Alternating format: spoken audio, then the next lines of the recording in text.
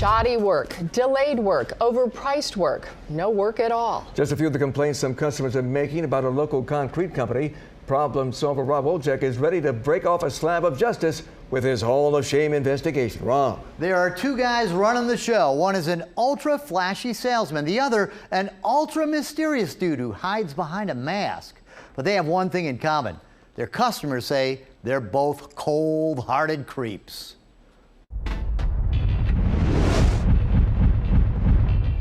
This is Concrete Kevin. Hey, how come I'm getting all these customers calling saying that you're doing jobs for them and then you take their money and you don't do the job? I don't know. Some of Concrete Kevin's customers think he's a con. So you've given him $11,000 and he's done nothing. Correct. Some say Concrete Kevin is a clown. Isn't it more work scamming people and having to hide from them than just do the right thing in the first place? But these customers who paid more than $20,000 for this unfinished wheelchair ramp for their disabled granddaughter think Concrete Kevin and his crony are just cruel. I call them crooks, and that's what they are. They're crooks. How come you guys don't finish that job? Kevin, talk to me. Concrete Kevin may be the face of the business, but this guy says he's the actual boss. I've been told by my attorney not to say anything, just keep working. Oh yeah, this guy's not suspicious looking at all. This is Jose. In February, he gave Concrete Kevin and the company he works for, Ultra Concrete, a $7,500 down payment for a concrete slab in his backyard. He told me that beginning of June I would be slated for the job. And it's just been a nightmare ever since. Kevin came back in July and said he needed more money before they could get started. Jose needed landscaping and had to get the concrete done first, so he gave in, handing Kevin another payment of $4,074. He talks a good game. He says that he's going to do all these things, but yet, as you can see, not one thing has been done. Jose says Kevin never even gave him his last name, but he claims he's part owner of the company. Like most of the customers in this story, Jose was lured to Kevin from this website for a company called Ultra Concrete. The company all the payments were made to. Sharon hired Ultra Concrete in June to put in an aggregate patio at her Macomb townhouse. She says Kevin promised she could pay in stages, but when Kevin took her credit card, she was charged the whole amount. $7,820. This is supposed to be aggregate concrete. Sharon got a horrible mess of a patio of regular concrete. They never took out a permit, and so I have no choice but tear out the entire thing and start over. He's a bum. In March, Vince and Jackie hired Ultra Concrete for a new porch and driveway. In May, a crew came out and busted up their old driveway, and Kevin came back asking for more money. In total, they paid $7,500. I told Kevin, we need permits. He says, no, we don't. Kevin said they were being difficult and the job didn't get done. That is, until they hired a different company. Then, a week and a half ago, I met Charles and Debbie and their granddaughter, Kaylee. Debbie called Ultra Concrete in early July to build them a safe new porch with ADA-compliant wheelchair access. They tore out the old wheelchair ramp and set up these concrete blocks. For at least 5 weeks, we had no access out of our home for Kaylee in her wheelchair, except for us to carry her out the garage in her wheelchair. In September, they finally got a ramp in, but when I came by, it was a slippery, dangerous mess. No handrails, no safety strips, sharp hunks of concrete facade jutting off the sides with rusty screws protruding. And you're not gonna believe how much they paid for this. I've given him now almost $24,000. Michelle is Kaylee's mother. That porch is dangerous. Yes. Someone could slip on the wheelchair and she could fall and...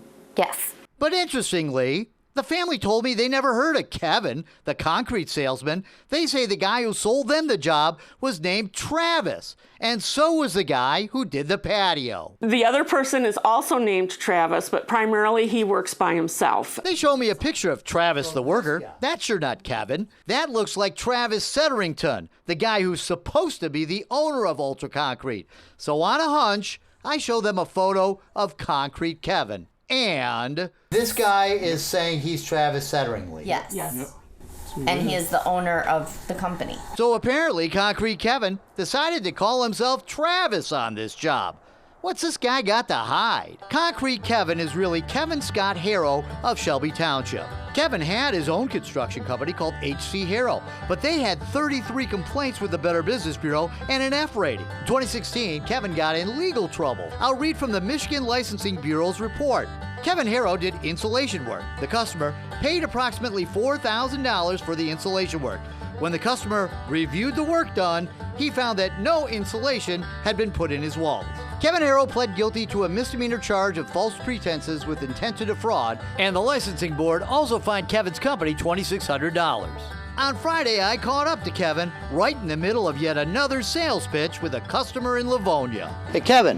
Rob Wolchek from Fox 2. Hi. How's the concrete business going? Doing pretty good. Yeah? Hey, how come I'm getting all these customers calling saying that you're doing jobs for them and then you take their money and you don't do the job? I don't know. What do you mean you don't know?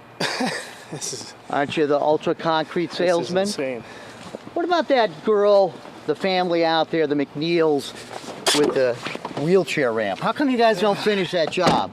Kevin, talk to me. Come on, man. Kevin, you're leaving your customer like this?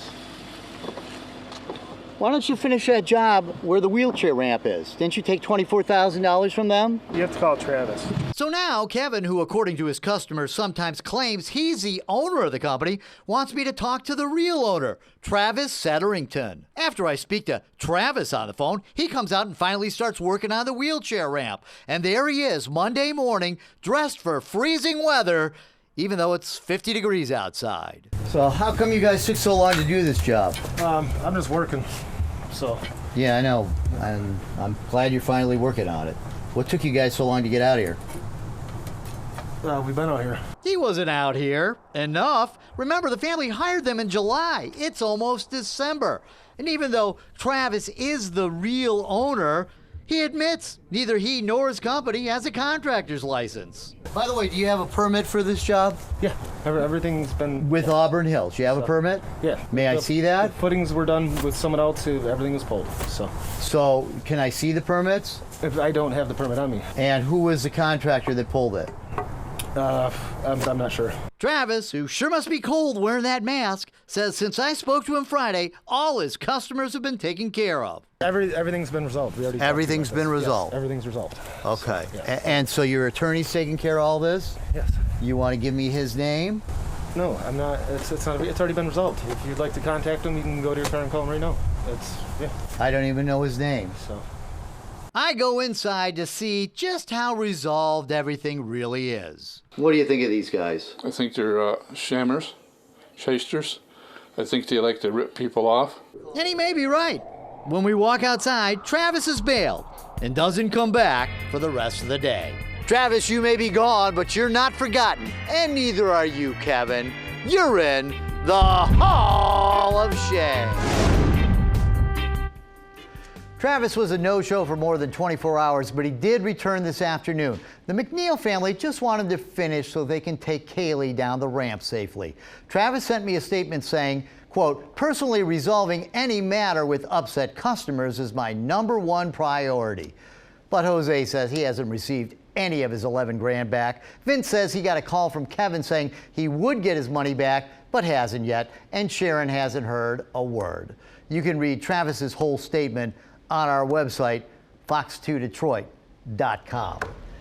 Now, I was really upset when I went to that house and saw that disabled young lady. Now, that family, Debbie, the grandmother there, her father passed away and she got a little bit of money. They didn't go on vacation. They didn't go buy new furniture. They spent their money to get their granddaughter, who's severely disabled, a wheelchair ramp in July, and those guys still don't have it done. And when I went there last week, or I guess it was a week and a half ago, it was dangerous. There was pieces of concrete, and it looked like hell. I'm telling you. And they had paid $24,000. $24,000. They were promised a pond stone on the front. Instead, there's just this pressed crap on there. I don't know. It just made me mad. Can the family sue these guys in civil court, or is this a criminal matter? I don't know about that. I certainly think they can sue. I know that there are some of the customers that are suing. I know Jose is suing, and some of the other ones are too as well.